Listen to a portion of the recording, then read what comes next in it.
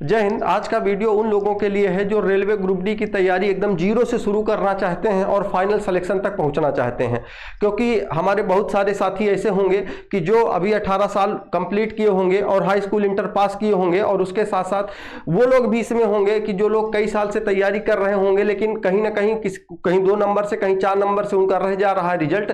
तो सबसे पहले देखिएगा, मैं ये बता दूं आपको कि अधिकतर लोगों के जो मन में सवाल आते हैं वो मैंने यहाँ पर ये नोट डाउन कर रखे हैं। सबसे पहले तो जैसे किताब कौन सी पढ़ें, नोट्स कैसे बनाएं, एग्जाम डेट और time, practice set, GK GS याद नहीं होता है, और मैथ कैसे सॉल्व करा जाए, और आपके सिलेक्शन में जो है स्टडी कैंप टीम की क्या भूमिका हो सकती है। ठीक है, क्योंकि मेरा जहां से मतलब तैयारी करने से लेकर के सिलेक्शन लेने से लेकर के जो तैयारी कराने तक का अनुभव रहा है, उन सारी चीजों में अधिकतर जो लोग हमसे सवाल पूछते हैं, ऑनलाइन में तो कम लेकिन ऑफलाइन में जब लोग पूछते हैं तो उसके आधार पर जो भी चीजें मैंने सजेस्ट करी हैं लोगों को, और जब लोगों ने पढ़ा है उनको, वो चाहे आप सेल्फ स्टडी पढ़ें, सेल्फ स्टडी अपनी तैयारी स्वयं से करें, या अगर आप मान के चलिए देखिए कहीं किसी इंस्टीट्यूट से तैयारी करें, तो अगर आपको सही दिशा निर्देश मिल जाएगा तो आप होता है कि लोग सेल्फ स्टडी से आईएएस पीसीएस बन जाते हैं। तो ये तो ग्रुप डीए है। ठीक है, कोई बात नहीं, आइए शुरू करते हैं। देखिएगा, कभी भी किसी भी एग्जाम को क्रैक करने के लिए सबसे पहले हमको उस एग्जाम के जो है उस सिलेबस के बारे में पूरी जानकारी होनी चाहिए। तो देखिएगा, सिलेबस से पहले आपको हम कुछ बातें और बताना चाहेंगे। देखिए, आपको भी ये बात पता होगी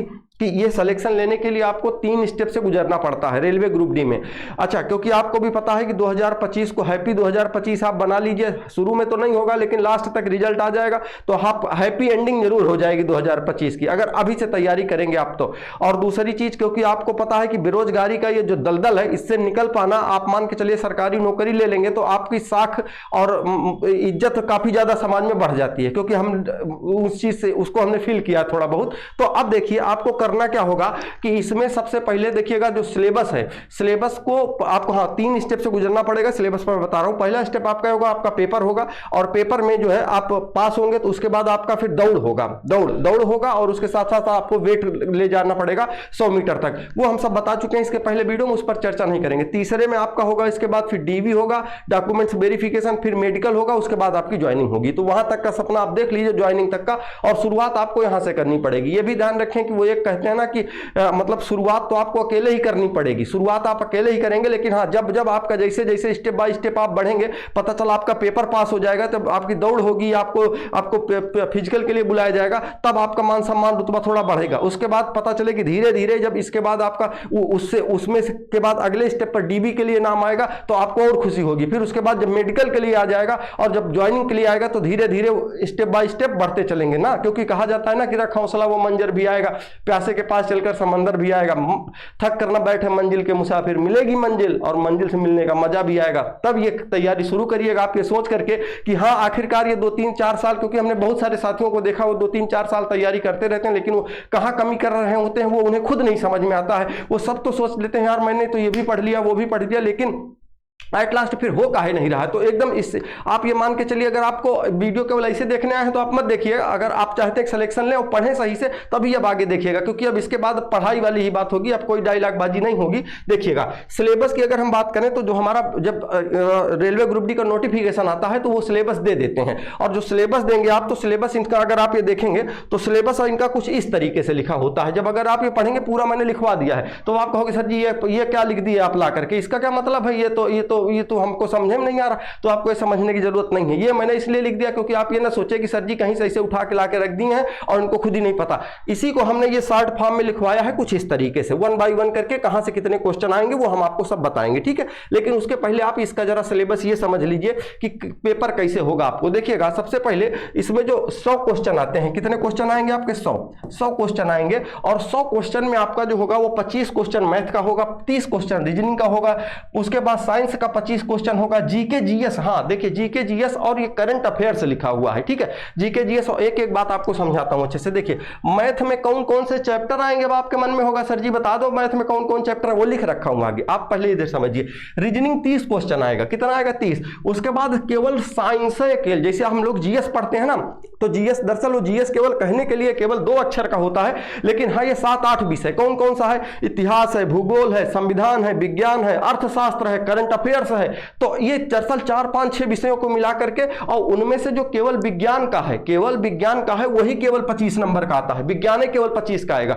उसके बाद जीके जीएस की बात करें तो अब जीके जीएस में से कई चीजें आ जाएंगी, आपका इतिहास भी है, भूगोल भी है, संविधान भी है, अर्थशास्त्र भी है, करंट अफेयर्स भी है, और उसके अलावा वन लाइनर वाले, जैसे आपके यहाँ पूछ ले सबसे बड़ी नदी कौन सी है, सबसे ऊंचा पहाड़ कौन सा, सबसे ऊंचा पर्वत कौन सा है, वो पूछा जाता है, वो इस 20 नंबर में आएगा। तो अब देखिए यहां पर सबसे बड़ी बात यह है कि अब आपको 1 बाय 1 करके मैं आगे समझाता हूं। देखिए इसके लिए आपको 90 मिनट मिलेगा। 90 मिनट में आपको 100 क्वेश्चन लगाने होते हैं, 1/3 माइनस मार्किंग होती है। उसके बाद हाँ बात कर लेंगे तैयारी कैसे करें वो भी। तो ये जो ऑफिशियल रेलवे का जो ऑफिशियल डाटा ये निकाल करके देते हैं कि हम ये चीजें यहां से पूछेंगे आपसे। तो जैसे अगर मैं आपसे बात करूं कि जनरल अवेयरनेस और करंट अफेयर्स वगैरह, साइंस, टेक्नोलॉजी, स्पोर्ट, कल्चर, ये दुनिया भर का सब लिख रखे हैं। मैथवा में भी सब चैप्टर के नाम है ये। और लास्ट में दरअसल आप अगर ये मैथ आपसे कहीं से भी पूछ लें तो हम आप जाकर के इस चीज की तो आज तक कोई कंप्लेंट नहीं कर पाया होगा किसी भी चीज के लिए। हम लोग आप देखें धरना प्रदर्शन भी कर लेते हैं, लेकिन इस चीज के लिए नहीं कि ये तो आपने कहा नहीं था, ये पूछ लिया आपने, तो लास्ट में ईटीसी लगा देते हैं। इसका मतलब है कहीं से कुछ भी पूछें। हाँ, लेकिन कहीं से कुछ भी पूछें, इसके पहले जब पेपर हुआ था तो इन्होंने क्या पूछा था, इन्होंने जो जो चीजें पूछी थी, तो सबसे पहले हमने ये, आपको पता है कि आपके यहाँ साइंस में कितने क्वेश्चन पूछे जाने हैं, 25। तो हमने ये 25 को नोट डाउन कर रखा। आपको पता है साइंस 3 भागों में विभाजित है, फिजिक्स, केमिस्ट्री और बायोलॉजी, ये 3 में। और हमने जो देखा कि इन जगहों से सवाल पूछे गए हैं। कार्य, ऊर्जा, शक्ति, दर्पण, आवृत्ति, ऊर्जा, जड़त्व के नियम, मात्रक, प्रकाश, तरंग, विद्युत, ये सब। अच्छा, ये हमने निकाला कहां से? ये निकाला, आप देखते होंगे जब किताबें आती हैं तो उनमें ये लिखा होता है कि कहां से कितने सवाल पूछे जा रहे हैं। तो जब एनालिसिस किया गया इस बात का, तो लगभग 8 से 9 सवाल आपके फिजिक्स के आ रहे हैं, 6 से 7 सवाल केमिस्ट्री के आपके यहाँ पूछे जा रहे हैं, और 9 से लगभग 10 सवाल आपके यहाँ बायोलॉजी के पूछे जा रहे हैं। ठीक है, अब इसके बाद अगर देखेंगे तो ये तो हो गया आपका 25 नंबर। उसके बाद ये जो 20 है, 20 जो बचा है 20, इसमें 20 में आपको जीके जीएस भी मैंने बताया था 20 क्वेश्चन का पूछा जाएगा। खेल, व्यक्तित्व, अर्थशास्त्र, इतिहास, संस्कृति, विज्ञान, प्रौद्योगिकी, भारत एवं विश्व का भूगोल, पुरस्कार, सम्मान, राजनीति, किसी भी अन्य महत्वपूर्ण विषय एवं समसामयिक मामलों पर, समसामयिक का मतलब करंट अफेयर्स वाला, मामलों पर सामान्य जागरूकता इत्यादि, ये सवाल आपसे पूछेंगे। इसके बाद क्या करेंगे? इसके बाद अगर हम बात करें, ये तो हो गया आपका जीएस का। अच्छा, इसको पढ़ना कैसे वो भी हम चर्चा करेंगे। अभी देखिए, इसके बाद अगर हम गणित की बात करें तो एक एक चैप्टर मैं पढ़ के नहीं बताऊंगा, आप ये देख लीजिएगा। चैप्टर जैसे सरलीकरण इधर लिखा हुआ है, तो सरलीकरण से 2 से 3 सवाल पूछे जा रहे हैं। और उसके बाद अगर लाभ हानि का देखेंगे तो 2 से 3, अनुपात समानुपात का 1 से 2, दशमलव और भिन्न का 1 से 2, प्रतिशत का 0 से 1 का मतलब किसी शिफ्ट में 1 क्वेश्चन आया, किसी में अभी नहीं किया। ठीक है, ये इस तरीके से ये पूरा का पूरा आप इसकी जो पूरी की पूरी जो पीडीएफ है, ये आपको पता है कि टेलीग्राम ग्रुप में पढ़ाने के बाद वो पहुंच जाती है। अगर आपको जुड़ना है तो आप लिंक देख लीजिए डिस्क्रिप्शन में, वहां से जाके जुड़ जाइए। हाँ, टेलीग्राम के 2 ग्रुप बने हैं, क्योंकि बहुत सारे लोग जो नए जुड़ेंगे उनको मैं बता दूं 2 ग्रुप बने हैं। एक जो बना है वो डाउट एंड सोल्यूशन का है। वो डाउट एंड सोल्यूशन का मतलब ये है कि अब आगे बताऊंगा उसके बारे में, छोड़िए अभी इसके इधर चर्चा करना ठीक नहीं। देखो, इसके बाद ये आयु विविध और ये सब सांख्यिकी वगैरह आपके यहाँ पूछे गए हैं। अब अगर बात करें जब रीजनिंग की, मानसिक क्षमता और तर्क की, तो इसमें भी आपके यहाँ ये जैसे कैलेंडर लिखा हुआ है 0, 1, उसके बाद दिशा, दूरी, 2, ये सब चैप्टर के नाम है, और ये 1 बाय 1 करके क्वेश्चन पूछे गए हैं। ये रही आपकी कहानी यहाँ तक ओवरऑल। ठीक है, इसमें दर्पण, छवि, घड़ी और ये सब के भी सवाल जहां जहां से पूछे गए हैं वो हमने पूरा का पूरा लिखवा रखा है। अब क्या हुआ, इसके बाद आ जाते हैं आखिरकार हम लोग शुरू में कि आखिर ये तो रहा सर हमारा सिलेबस आपने हमको बता दिया है। और सिलेबस के बाद अब बात आती है कि एग्जाम डेट की। तो सबसे पहले यही देख लें कि आखिरकार अभी तो नोटिफिकेशन नहीं आया, लेकिन हाँ, नोटिफिकेशन तो नहीं आया, लेकिन एक बात ये सिद्ध है, मतलब 100% लगभग कंफर्म है कि अभी तक रेलवे जब 2024 में अपना एनुअल कैलेंडर जारी किया था, उसमें जितनी भी वैकेंसी थी, चाहे एएलपी थी, टेक्नीशियन थी, आपका एनटीपीसी थी, है ना, लोकोपाइलट, जो जितनी भी थी, उनका सबका उसने जो है टाइम टू टाइम नोटिफिकेशन निकाला है, सब कट्टा। अभी टेक्नीशियन वो एक वैकेंसी कौन सी थी लास्ट में, उसका भी नोटिफिकेशन आ गया है 1000 कुछ पदों के लिए। तो ये केवल आपका एक ग्रुप डी बचा हुआ है। तो ये संभावना है कि ग्रुप डी भी लगभग दिसंबर के लास्ट तक या जनवरी के पहले सप्ताह या जनवरी में आ जाएगा नोटिफिकेशन। अब देखिए, आपको ये भी पता चल रहा होगा कि लगातार ये बैक टू बैक पेपर भी चल रहे हैं। पता चले एएलपी से शुरू हुआ था, आरपीएफ एसआई तक का चल रहा है ना, सबकी बैक टू बैक डेटें लगी हुई हैं कि कब किसका पेपर। उसी तरीके से आपको पता है रेलवे एनटीपीसी का पेपर के बाद ही जो है रेलवे एनटीपीसी का पेपर, अच्छा रेलवे एनटीपीसी की डेट तो आई नहीं अभी हम लोगों के पास कि कब होगा, लेकिन इस बात की संभावना बनती है कि मान के चलिए कि ये लगभग वही अप्रैल मई के आसपास पेपर हो सकता है, और एनटीपीसी का पेपर कम से कम 2-3 महीने चलेगा, जहां तक मेरी मतलब अनुमान है 2-3 महीने चलेगा। आप ये मान के चलिए अगर इसके एग्जाम डेट और हम टाइम की बात करें तो इसका नोटिफिकेशन, बहरहाल नोटिफिकेशन आना ना आना उसमें कोई दिक्कत नहीं है, जो तो चाहे जब चाहेंगे तब निकाल लेंगे, उनके पास टाइम हो तो पेपर 2 महीने में करवा लेंगे, लेकिन जगह नहीं है तो कहां से करवाएंगे।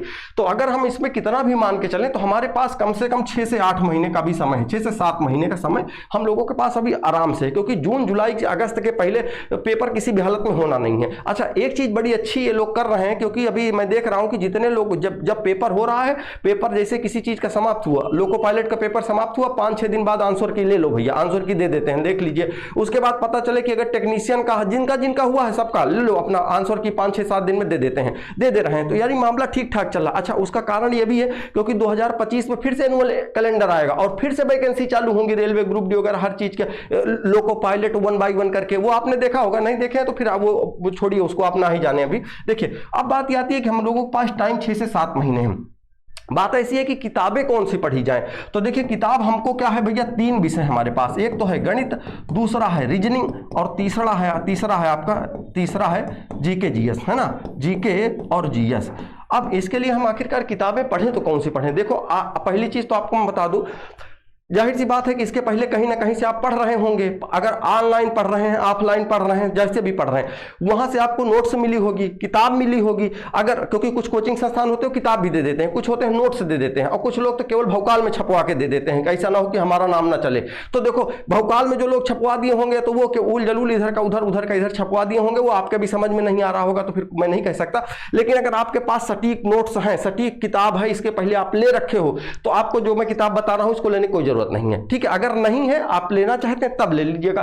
तब आती है आपकी एसडी यादव की किताब आती है, एसडी यादव की किताब आती है, ये ले लीजिएगा। अगर ये ना मिल पाए तो आप आर.एस. अग्रवाल ले लीजिएगा, आर.एस. अग्रवाल ले लीजिएगा। देखिए, अब ये किताबें जो होंगी, अगर आप मान के चलिए कि दरअसल इस किताब को थोड़ा सा ठीक है, इसलिए मुझे लगता है कि इसमें सीक्वेंस वाइज चीजों को बांट करके दिया है। और अभी चूंकि मैं अभी आप ये मान के चलिए दूसरी किताबों के लिए जैसे मैं सजेस्ट कर रहा हूं, लेकिन ये मेरी ये बात जरूर ध्यान रखिए, अगर आपके पास नोट्स हैं, किताब पहले से आप खरीद रखें। अच्छा यार, एक चीज ये भी बताओ, मान लो हम किताब यही सजेस्ट कर दें आपको, सजेस्ट इसलिए कर देता हूं क्योंकि बहुत सारे अभी लोग होते हैं जो हाई स्कूल इंटर पास किए होंगे और तो उसके बाद अभी ग्रेजुएशन कर रहे होंगे और सोचेंगे ग्रुप डी में सिलेक्शन हो जाए, तो वो वीडियो देखेंगे तो बड़ा मतलब सम्मानपूर्वक रहता है कि नहीं, हाँ टीचर जो बता रहे हैं सही बता रहे होंगे। लेकिन आप ये बताओ, बहरहाल किताब तो हम सजेस्ट कर दिए, लेकिन अगर आपके पास कोई भी किताब है और अगर उस किताब का वो चैप्टर आप नहीं लगा पा रहे हो, तो इसका मतलब ये है कि आपने जो पढ़ा है वो ठीक नहीं है, जो पढ़ाई आपने करी है वो लेवल वाली नहीं है, वो ठीक नहीं है। क्योंकि अगर कोई भी आदमी हम बताएं आपको कि यही किताब से पढ़ो आप और उसके बाद बाकी किताब के आपसे सवाल ना लगे तो फिर मतलब नहीं है ना। लेकिन हाँ, एक किताब जैसे दरअसल ये है, इसमें सीक्वेंस वाइज बांट करके दिया गया है, चैप्टरों में भी तोड़ दिए गए हैं, 2-2 3-3 टाइप तोड़े हैं,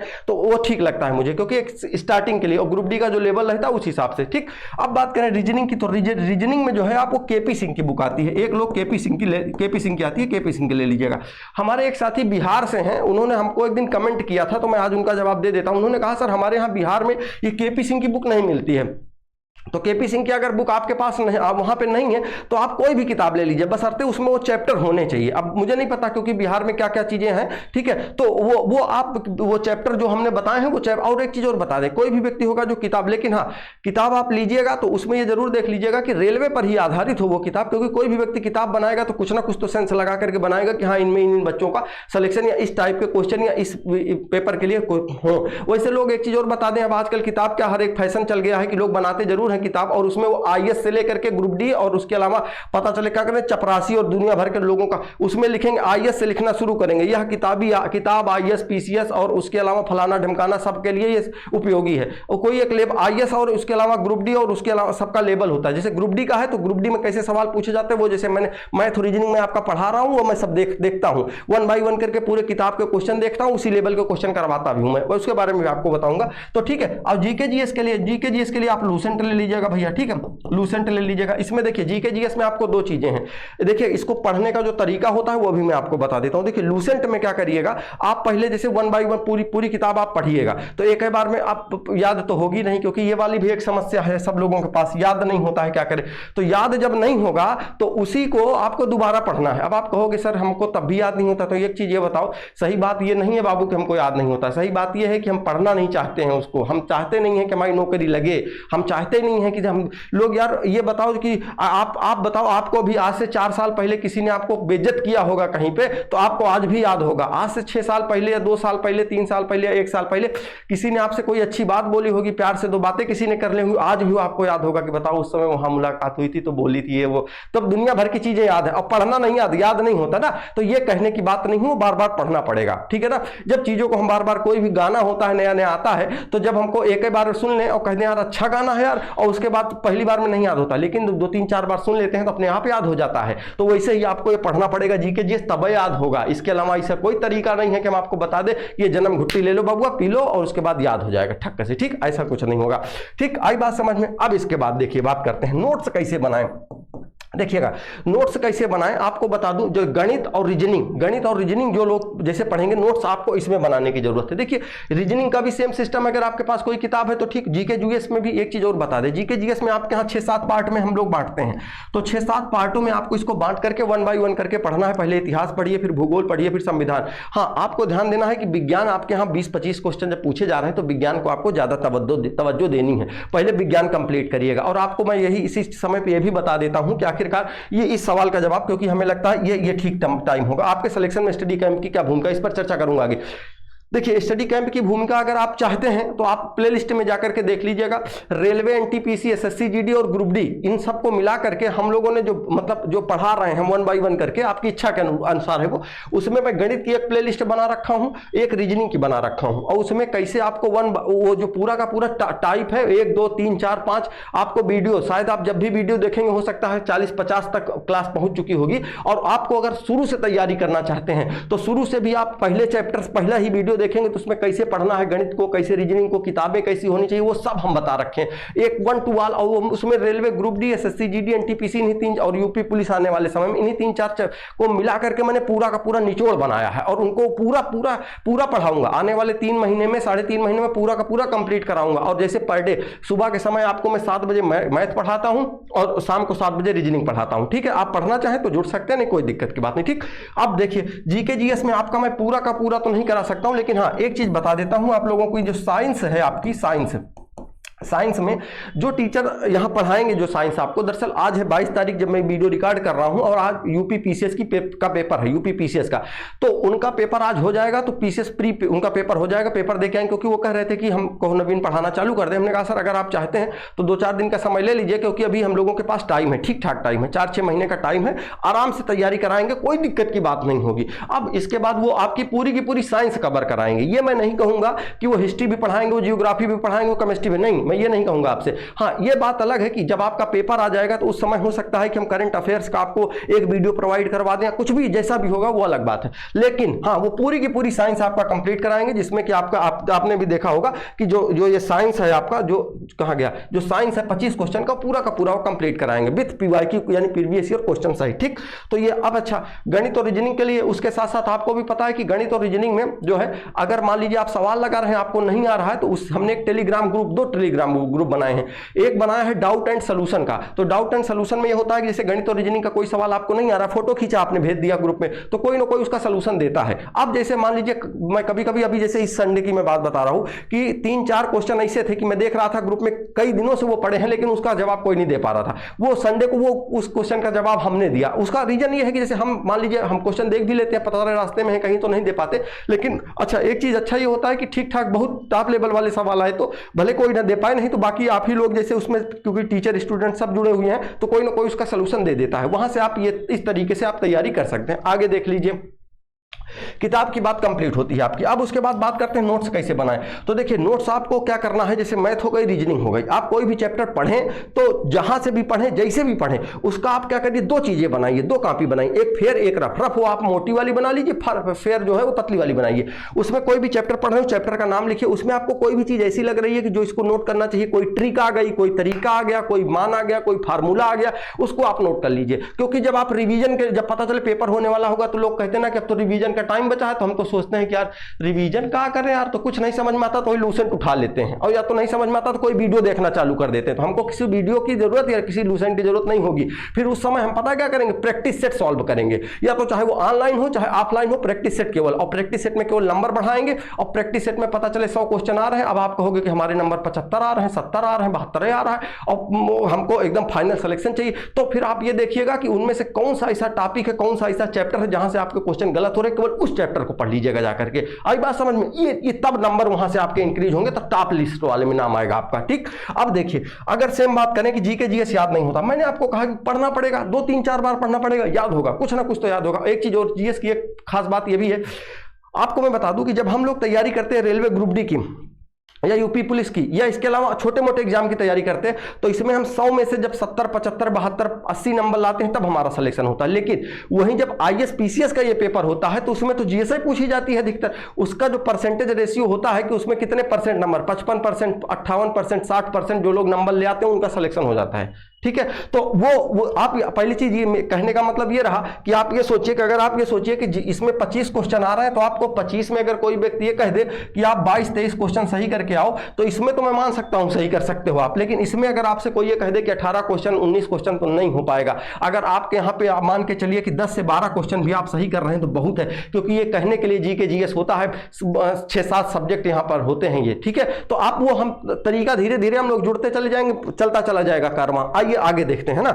अब देखिए इसके बाद अगर हम बात कर लें, आखिरी वाले की बात करें, कहां चला गया यार, कहाँ ये है, मैथ कैसे सॉल्व करें। तो देखो भैया, मैथ सॉल्व करने के लिए हमने एकदम जीरो से हमने पढ़ाया है। अगर आप कहीं और से पढ़ रहे हैं बिल्कुल पढ़िए, कोई दिक्कत, पढ़ेंगे सिलेक्शन तभी होगा। देखो जीरो से का मतलब ये है कि सबसे पहले आप सरलीकरण जैसे चैप्टर पढ़िए। सरलीकरण में जोड़ घटाना, गुणा भाग, दशमलव वाले, रूट वाले, इस तमाम तरीके की दुनिया भर की चीजें वो आप समझिए क्या होती हैं, क्योंकि जिन लोगों ने शुरू से नहीं पढ़ा उनको दिक्कत है मैथ में, पढ़िए और उनको छोटी छोटी चीजें सॉल्व करिए, तब वो जाकर के पहले ही चैप्टर में आप संख्या पद्धति पहले में ही लाभ हानि आप शुरू कर देंगे तो बाबू फिर वहीं से आप उब जाएंगे, चैप्टर समझ में ना आएगा आपके, और नहीं आएगा तो आप कहोगे यार पता नहीं कैसे गुरुजी बता दिए। तो वो गलत रास्ते पे मत चलिए, क्योंकि आपको पहले ही इतना लेवल पे उठा दिया जाएगा तो वहां से आपको फिर आगे जाने का मन नहीं करेगा, हिम्मत ही नहीं जुटा पाएंगे आप। तो आप कोशिश ये करिए कि एकदम आसान भाषा में, जैसे मैंने इस बार जो मैंने पूरा का पूरा जो बनाया है मतलब कोर्स मैथ वाला, वो एकदम शुरू में जैसे मैं पहले वाले वीडियो आप जाके देखेंगे तो उसमें ये लगेगा कि यार ये तो बहुत आसान पढ़ा रहे हैं, लेकिन करें क्या, क्योंकि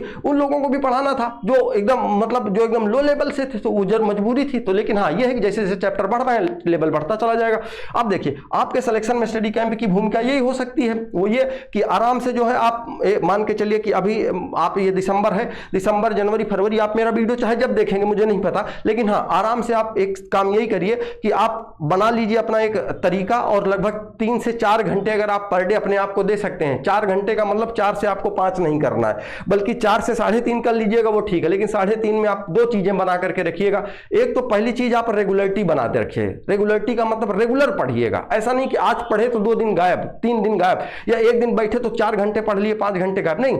आप औसत बना लीजिए कि हम 3.5 घंटा पढ़ेंगे, लेकिन पढ़िए 3.5 घंटा। उस 3.5 घंटे में केवल ये ना हो कि लाइब्रेरी जाना आना सब शामिल है, लाइब्रेरी गए चले भी आए, कोचिंग भी गए चले आए, मोबाइल में हमने कहा था हम पढ़ेंगे सर से डेली या किसी और से पढ़ेंगे, देख लिए मोबाइल देख लिए लेकिन पढ़े नहीं सही से, तो बाबू वो सिलेक्शन फिर नहीं दिला पाएगा आपको। आप दुनिया भर का ढोंग जरूर कर लीजिए कि वही होता है कि मतलब लाइब्रेरी भी चले गए, कोचिंग भी ज्वाइन कर लिया, ऑनलाइन भी पढ़ लिया, ऑफलाइन भी पढ़ लिया, सिलेक्शन सब कुछ हम लोग करते हैं लेकिन पढ़ते नहीं है। तो चुपचाप बैठ के पढ़िए और सोचिए कि चीजें एक ही बार में समझ में आ जाएंगी तो नहीं आएंगी, आपको पढ़ना पड़ेगा, 2 बार 3 बार पढ़ना पड़ेगा, सिलेक्शन चाहिए आपको, होता है ना। तो वैसा करिए, आराम से सब समझ में आएगा, ठीक है।